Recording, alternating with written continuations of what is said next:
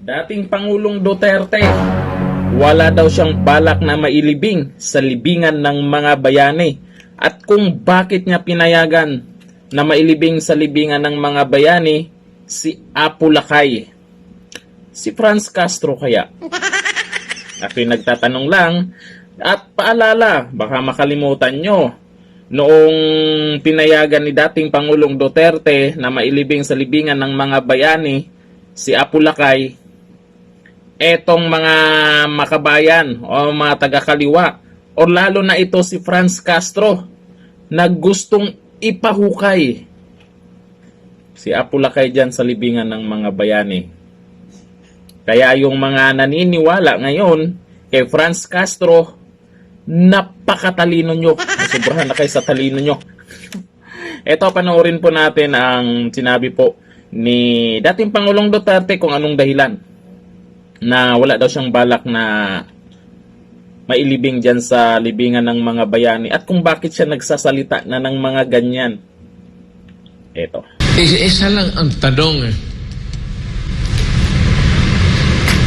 Was he a soldier? He was a soldier. He was a soldier. So yun ang tanong kung bakit sa libingan ng mga bayan. Ang batas lang. Yes. Kasi hiningi ng pamilya, ilibing ang tatay nila sa libingan ng mga bayani. So, tinignan ko ang batas. Sino ang qualified malibing dyan? Siyempre, una, patay ka. Hindi ka pa maglibing ng buhay.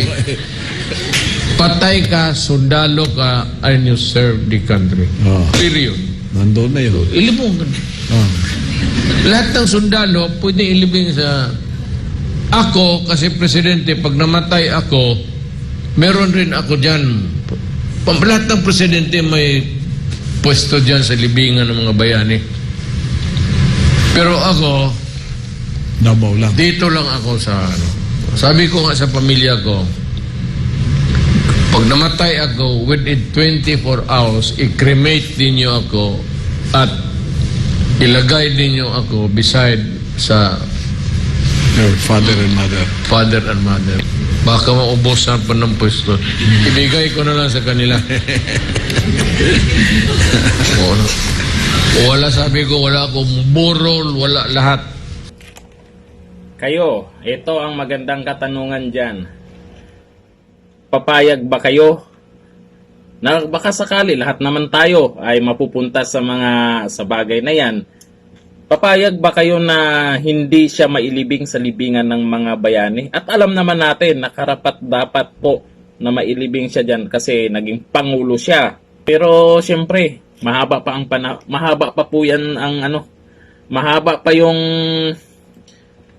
ang buhay ni Tatay Digong. Tatakbo pang senador yan. Nako, tandaan nyo, tatakbo pang senador yan ngayong 2025. At mananalo pa yan. Hanggang dito na lang. Thank you. Bye-bye.